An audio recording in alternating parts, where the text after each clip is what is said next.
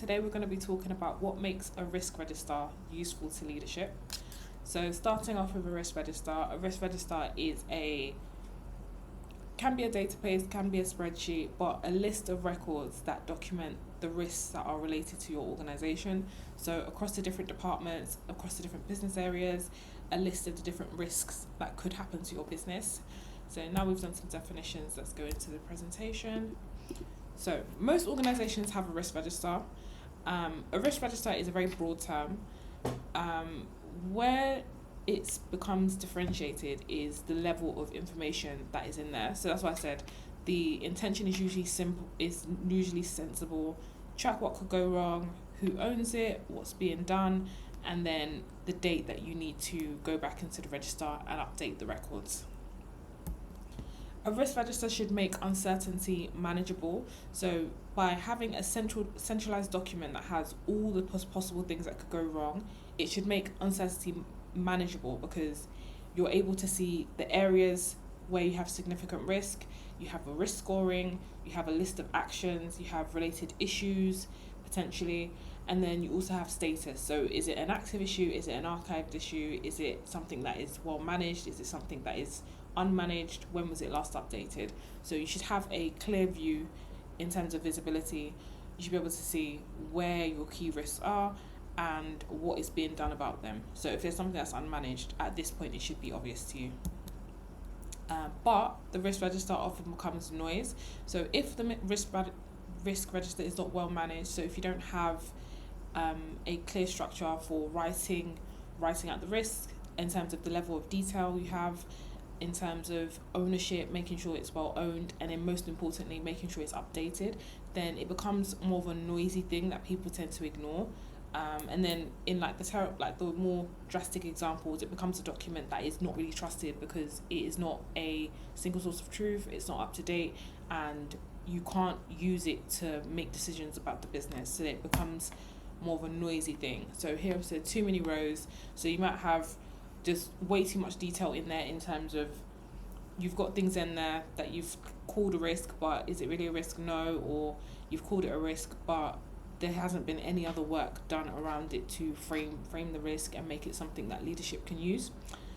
Making it too technical, so often leadership, so like your C-suite, they could have a cyber background, they might not have a cyber background, and depending on the sort of setup you have will determine how easy it is for them to understand it as well. And then duplication, so if you've got multiple authors, you can have a risk register that has, let's say, 100 entries, but then you can find that 20% of it are duplicates that need to be removed, so people don't really take the document seriously. And then it could be too focused on tasks instead of decisions, so it could just be listing the different things that need to be done to remediate the risk as opposed to having the top level risk listed in there. So what normally goes wrong? The same risk appearing several times, so that's not useful. Actions listed as risks. Technical wording that hides business impact. We always hear the question of so what? So let's say, I'll use an example of the workforce not having enough cyber professionals. So what? So as a business, you're not able to recruit for the empty positions you have, or you're not able to find the talent within the market. That is a way of framing the risk so that you're able to understand what the implication is on the actual business. So how does that impact the business? Risks have no clear accountable owner. If there's no owner, there's no one that you can approach for updates, and that means that generally the issue is not being managed or the risk is not being managed. And then leadership cannot see what decision is needed. So when it comes to decisions, whether it's an escalation or normally it's for resourcing, so whether we need to hire more people or whether we need to fund something, like let's say it's a new tool or something like that.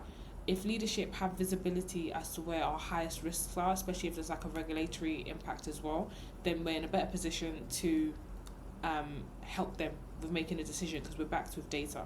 And then closed or accepted risks stay in active view. So as a rule of thumb, try to filter out closed risk, accepted risk. If it's a closed risk, it means it's no longer relevant, it's no longer a problem, so it doesn't need to be shown on like your main spreadsheet or dashboard or tool or whatever you're using. And if it's accepted, so you've decided that it's within your tolerance as an organization, again, you don't need it in active view, it's just causing clutter. So I'm going to go through some examples of good versus bad. So the register as a storage tool versus a decision tool. So a bad example of this would be 17 rows of risks, actions, issues, findings, and concerns that you send to leadership every month. Leadership tends to be very busy, so they'll be asking like, so what? 78 rows of risks is not prioritized, and it makes it difficult to make a clear decision as to what needs to be done next. A better example of this for monthly presenting would be showing your top risks. So let's say, depending on the number you have, 10 to 15, or sometimes some people do everything that is a risk score of high, or what like the highest ranking risks. Movement. So movement can show improvement or deterioration. So you can have a table of top movers, so top risk increases, top risk reductions. You can have them in two separate tables, so you can just have a view of each. You can do maybe about 5 of each of those, and then a few lines to explain what's happened. If there's any like drastic increase in risk, which is obviously a negative thing, you could also do a couple of lines to give some causation, or to put a box to say what caused that. Let's say a project was delayed or something like that, just so it's understood why that has happened. Causation is always really important, because that helps leadership decide, okay, do we need to throw more money at the problem? Do we need to escalate? Do we need to put in a formal checking meeting every week, every month? Those reports help with supporting that decision making.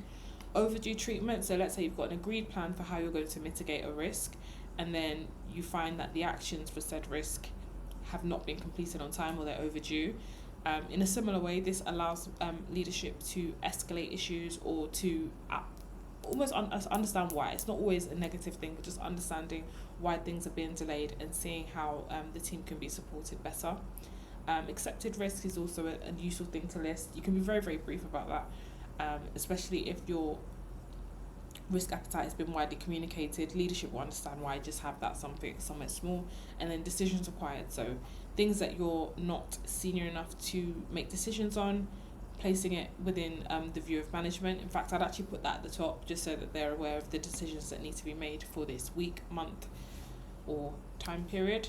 But yeah, at the bottom it says leadership need a creative view, not a data dump. So creating it and prioritizing the way you present the information will support leadership in understanding what specifically they need to action, what we need from them sooner rather than later. Always ask yourself the question of, would this help leadership make a decision?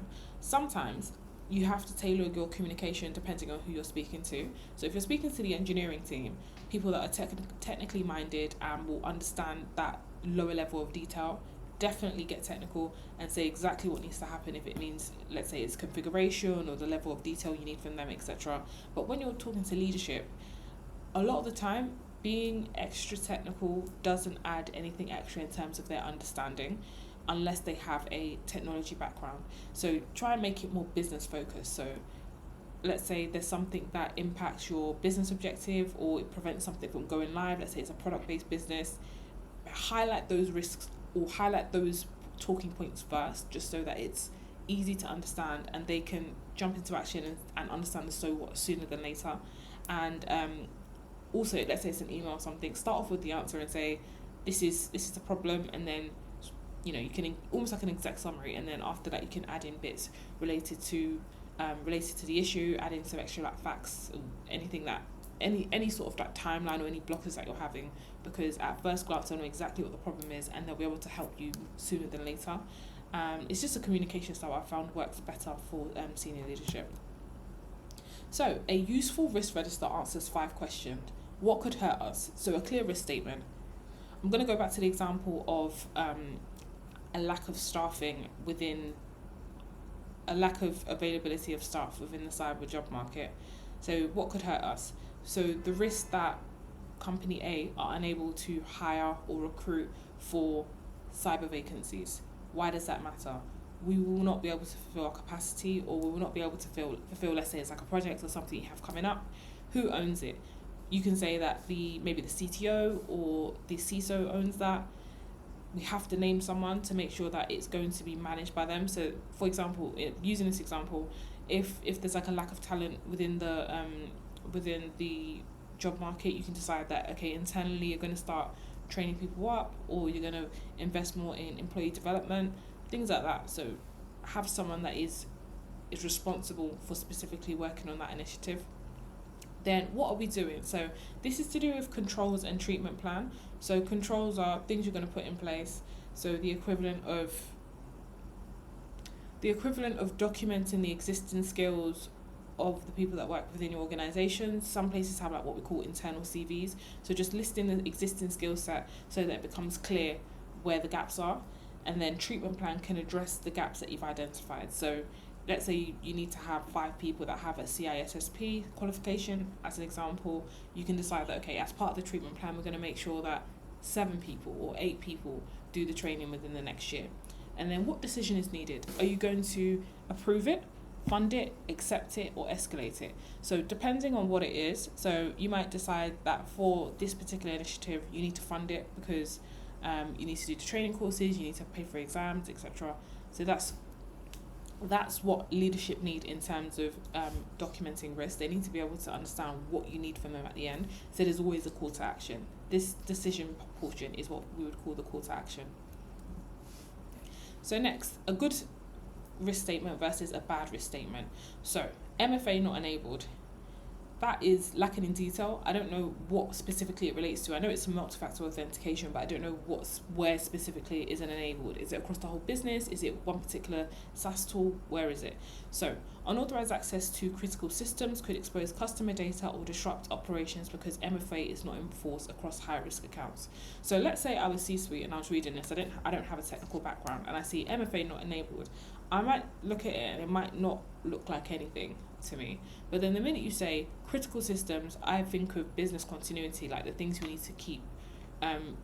to keep up and running in order to operate as a business. And then exposure of customer data. As C-suite, I understand exactly why that is an issue. That's a customer that I think a breach of GDPR, for example, or like a data breach, which could have regulatory consequences, so you could be fined. Disrupt operations, I think of revenue disruption, well, depending on the type of business, I think of revenue disruption. And then I see high risk accounts, I think of things that are very, very important. So when you compare the two of them, the first one is very brief and it doesn't help you understand why you need to be alarmed, but the second one, it pulls out a number of risk factors that make it very obvious why you need to pay attention and you need to escalate or deal with this sooner rather than later. Next, bad versus good business impact. So, high cyber risk. That's very, very brief, not really much detail there. We don't know how is our business impacted, we don't know. Next one is potential customer data exposure. Again, we've got that regulatory pressure. Service disruption, I think of revenue disruption.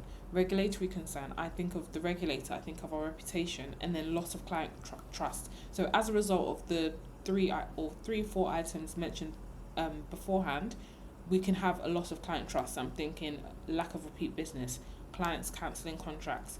So putting it in business terms is a good way to bring management or leadership on side and help them understand why specifically something is an issue. It's bridging the gap between cyber as a profession and business. It also applies to organizations, but whatever they set out to do as a business, if a cyber risk is going to conflict with that, it's a good way of bridging the gap between the two of them.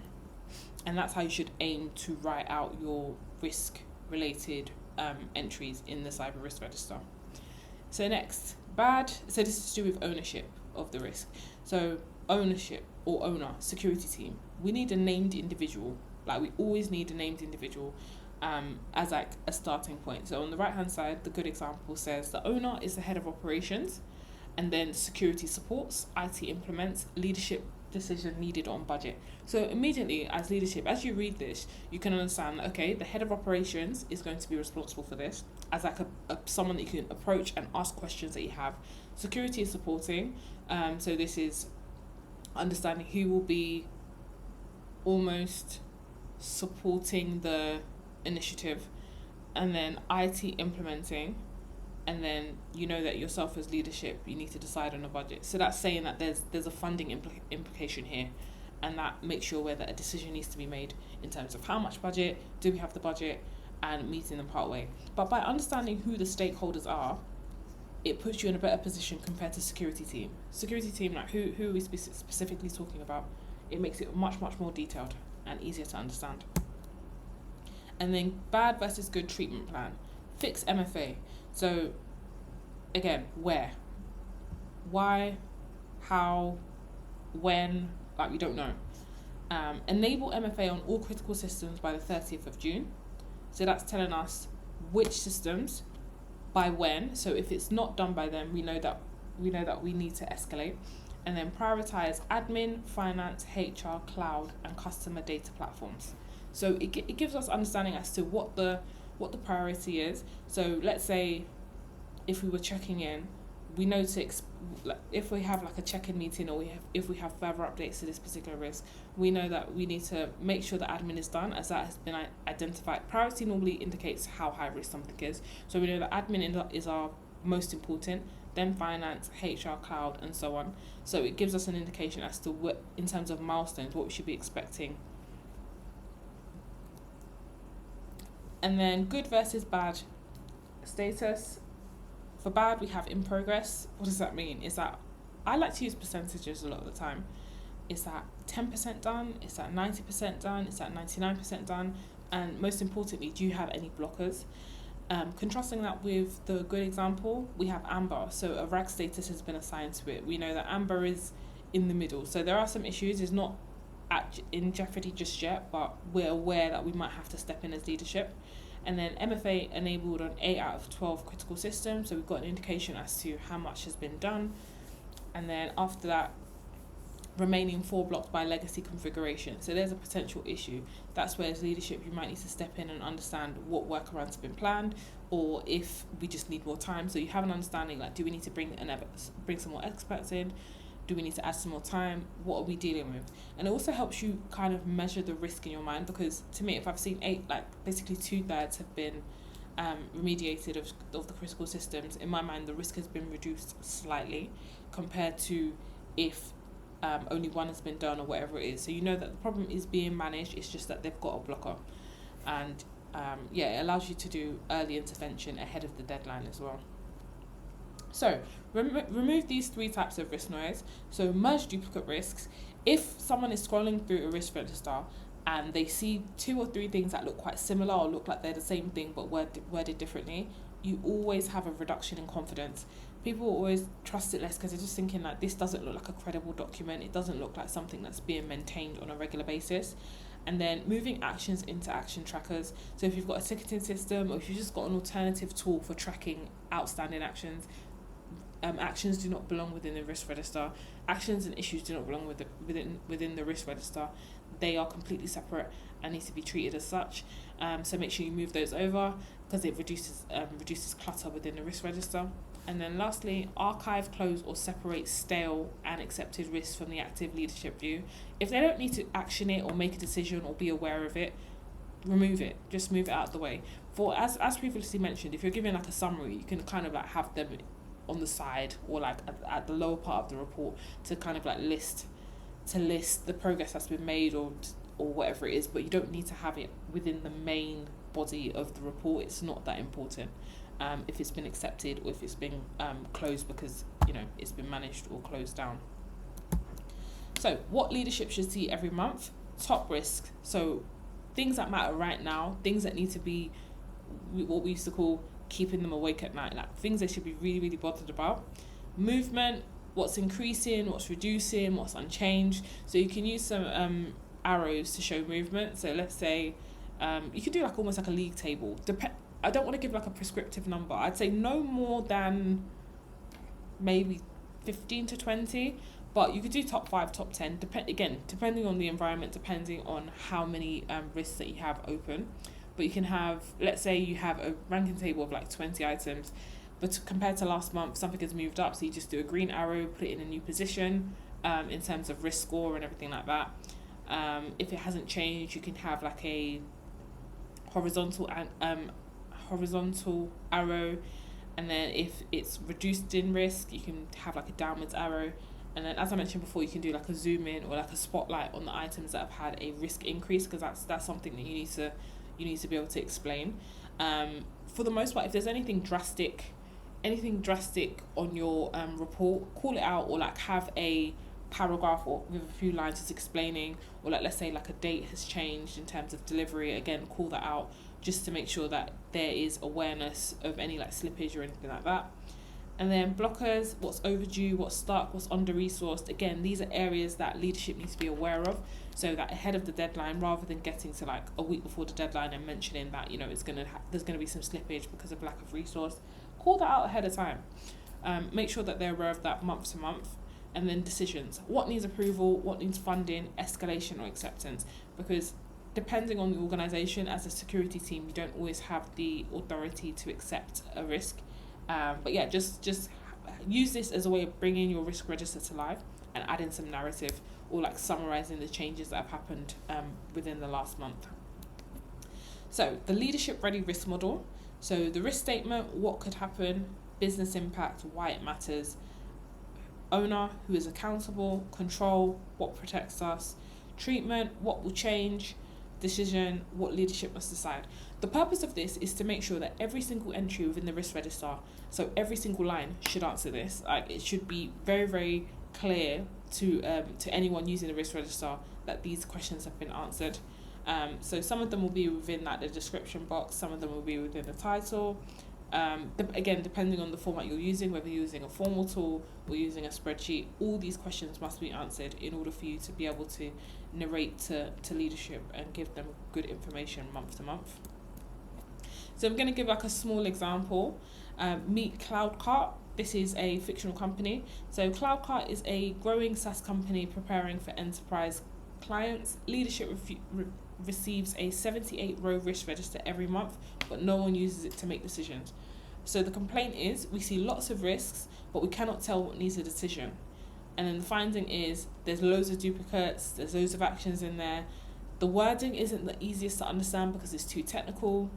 Old risks are within there, so it's not well maintained. You shouldn't have any old risks. You should be going in there on a week-to-week basis to clean up the risk register. And then it's unclear who owns what. So not only do some items not have a owner, but on top of that, we also don't have, when people have moved within the business, we don't have up-to-date owners. And then the goal is to turn the risk register into a clear leadership decision view. So using the models shared previously, so for writing the risk and for presenting on a monthly basis, you should be able to change that and make it something that can be used for leadership decision making. And then the final takeaway is that a useful register makes the next decision obvious. So a bad risk register just proves it exists, like you've told us, but a good risk register tells us the so what. So what do we need to do next? And if you'd like me to help you with your risk register, so whether it's cleaning it up or providing you with some guidance as to how to help report on your cyber risks easier, feel free to reach out as I offer consultations on this. Thanks for watching.